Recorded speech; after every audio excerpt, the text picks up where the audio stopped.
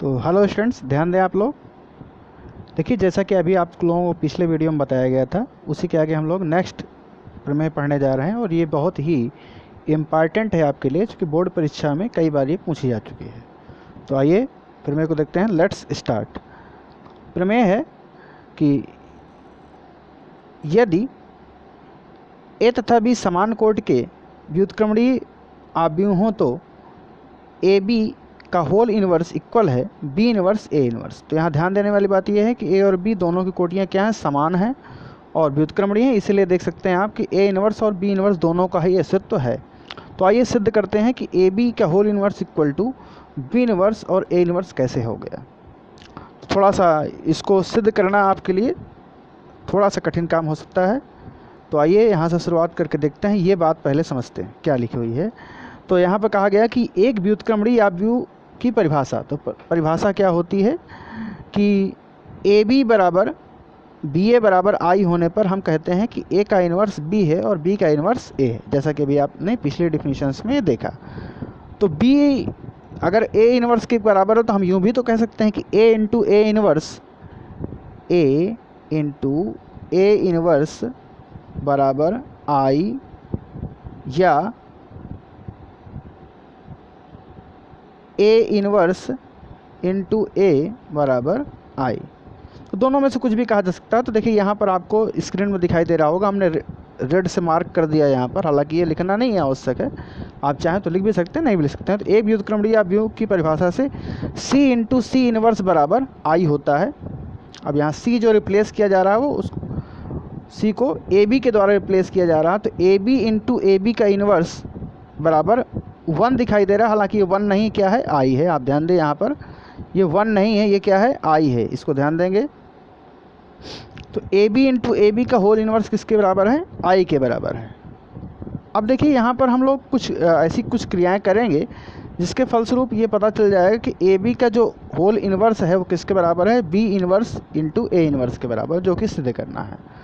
तो इसके लिए हम क्या करते हैं, सबसे पहला काम क्या करते हैं, ए इनवर्स का दोनों पक्षों में पूर्व गुणन करने पर, यहाँ पर आप देख सकते हैं यहाँ पर लिखा हुआ है ए इनवर्स का दोनों पक्षों में पूर्व गुणन करने पर, यानी कि प्री मल्टीप्लिकेशन कहा जाता है। अब यहाँ पर देखिए एक पूर्व शब्द का या फिर प्री शब्द का इस्तेमाल इसलिए किया जाता है क्योंकि आपको याद होगा कि पीछे आपको बताया गया है आव्यूह के गुणन में कि आव्यूह के गुणा करने में क्रम विनिमय नियम लागू नहीं होता, क्रम विनिमय नियम लागू नहीं होता है। इस बात के लिए पीछे बताया जा चुका है, क्रम विनिमय नियम लागू नहीं होता है। अर्थात ए बी, हम कह सकते हैं कि ए बी और बी ए का बराबर होना आवश्यक नहीं है। इसीलिए यहाँ पर यह बताना आवश्यक हो जाता है कि हम पूर्व गुणन कर रहे हैं कि पश्च गुणन कर रहे हैं, यानी प्री मल्टीप्लिकेशन कर रहे हैं कि पोस्ट मल्टीप्लिकेशन कर रहे हैं। तो ध्यान दें, आइए टॉपिक पे आते हैं। हाँ, तो क्या किया गया, ए इनवर्स का दोनों पक्षों से पूर्व गुणन करने पर।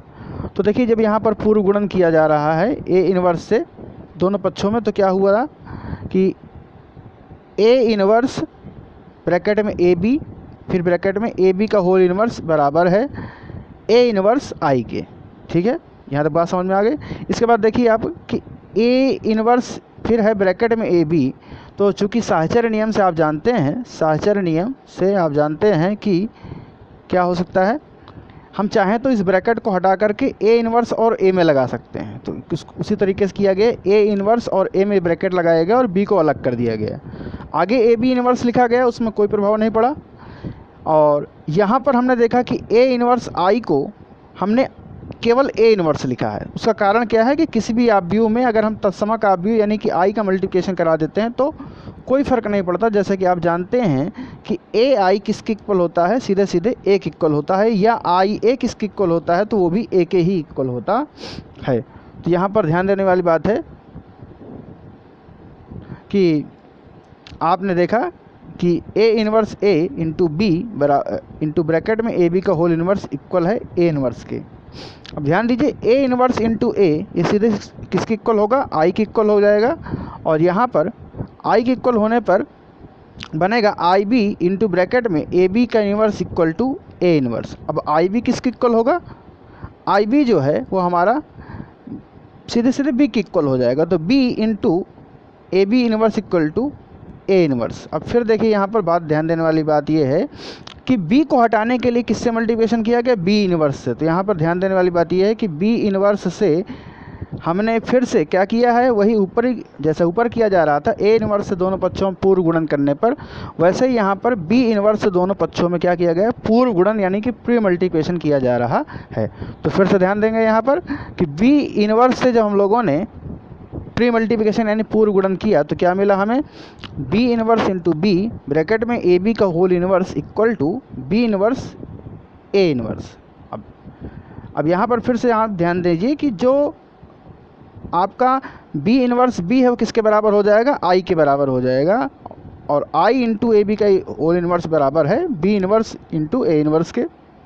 और आई का मल्टीप्लिकेशन करने पे चूँकि कोई फ़र्क पड़ता नहीं है, इसलिए आई इंटू ए बी इनवर्स को हम क्या लिख सकते हैं, ए बी का इनवर्स और बराबर हो गया बी इनवर्स ए इनवर्स के। और हमें यही सिद्ध करना था, हमें यही चीज़ सिद्ध करनी थी। तो इस तरीके से आप लोगों ने सिद्ध कर दिया कि ए बी का होल इनवर्स बराबर है बी इनवर्स ए इनवर्स के। इसको आप लोग ध्यान से देखें, समझें, क्योंकि ये बहुत ही ज़्यादा इम्पॉर्टेंट है।